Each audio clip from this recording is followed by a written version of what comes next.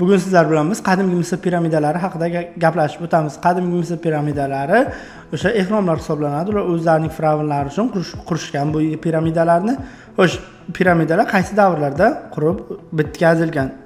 Birinchidan qaraymiz, o'sha qadimgi Misr podshohligining davrida piramidalar qurilgan. Piramidalarning qurilishi o'ziga xos bitta voqelik hisoblangan. Chunki bunaqa deyishimizning sababi piramidalar o'sha davr uchun yangilik bo'lgan. Qadimgi podshohlik davrida qurilgan bu piramidalar Misrning salobatini yanada oshirib yuborgan. Qadimgi Misrda o'sha qurilgan piramidalar, o'sha 3 ta eng katta piramidasi bor. Xufu, Xafra, Menkavra shahri.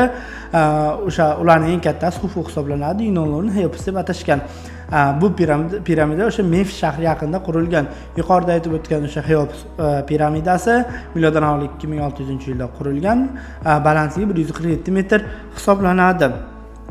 Shuningdek, bizda o'sha yuqorida aytib o'tdim, Xufu, Xafra, Menkavra bu misrliklarning eng yirik bo'lgan 3 ta piramidasi hisoblanadi. Siz ham bu ma'lumot haqida eshitgan bo'lishingiz kerak. Misr piramidalari dunyoning 7 mo'jizasidan biri hisoblanadi. Nimagaki? Misr o'sha aytilishlari bo'yicha Misr piramidalari qurilish jihatdan o'ta murakkab konstruktiv shaklga egaligi sababli uni o'rganishni, ya'ni qanday qurilganini o'rganishni to'liq imkoni bo'lmagan. Shuningdek, uning o'sha soyasi ham yerga tushishida boshqa binolarni takrorlamagan holda soyaviy shaklda namoyon bo'lar ekan. Bu ham uning o'ziga xos xarakterli jihati hisoblanadi. Bizdagi o'sha yuqorida aytib o'tgan Xeops maqbaramiz ham aynan uning yaqqol misoli hisoblanadi. Bizda Misr piramidalarini qurish uchun misrliklar ko'plab yillarni sarflagan. Xususan aytib o'tdik, qadimgi podshohlik davrida qurishgan, shuningdek, o'rta podshohlik davrida ham ular piramidalar barpo etishgan. O'sha ularning eng yirigi 147 metr 2600-yilda qurilganligini ta'kidlab o'tdik.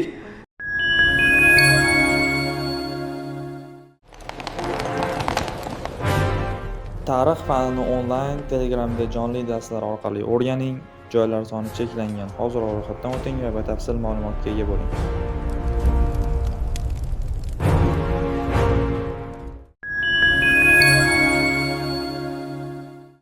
O'rta podshohlik davrida ham piramidalar qurilgan. Xo'sh, piramidalarning qurilishi uchun qanday materiallardan foydalanishgan? Piramidalarning qurilishi uchun og'irligi 2 tonnadan kam bo'lmagan tosh bo'laklaridan foydalangan va bitta piramidani qurish uchun o'rtacha 2,5 million dona tosh bo'lagi ketgan. Shuni hisobga olgan holda aytishimiz mumkinki, Misr ustalari, Misr hunarmandlari qurilish sohasida boshqa davlatlardan hattoki 1000 yillab oldinda bo'lgan desak ham mubolag'a bo'lmaydi. O'sha piramidalarni qurish uchun, qo'riqlash uchun misrliklar o'zlari o'sha haykal o'ylab topishadi. Uning nomi Sfinks hisoblanadi. Balandligi 20 metr bo'ladi. Uning o'sha tanash sherniki, boshi odamniki bo'lgan haykal, uni sahroning o'rtasiga qo'yib qo'yishadi. Bu esa o'sha ularning e'tiqodi bo'yicha piramidalarni asrashning birdan bir usuli hisoblanadi. Qurilish jarayoni haqida aytib o'tdik. O'sha toshlarni kesishgan, ularni o'sha yog'ochlarni ustiga mindirgan holatda qurilish maydonchasiga olib borishgan, qurilish maydonchasiga olib borib silliqlagandan keyin esa ushbu toshlardan piramida uchun foydalanishgan. Piramidalar o'sha abadiy san'at asarlari hisoblanadi. Chunki 1000 yilliklardan beri piramidalar o'zining hozirgi holatini o'zgartirmay kelyapti. Shuning uchun ham u dunyoning 7 mo'jizasidan biri hisoblanadi. Bu piramidalar insoniyatning naqadar katta salohiyatga ega ekanligini isbotlovchi yer yuzidagi antik qurilish inshooti hisoblanadi. Shu bois ham piramidalarni asrash nihoyatda alohida ahamiyatga ega.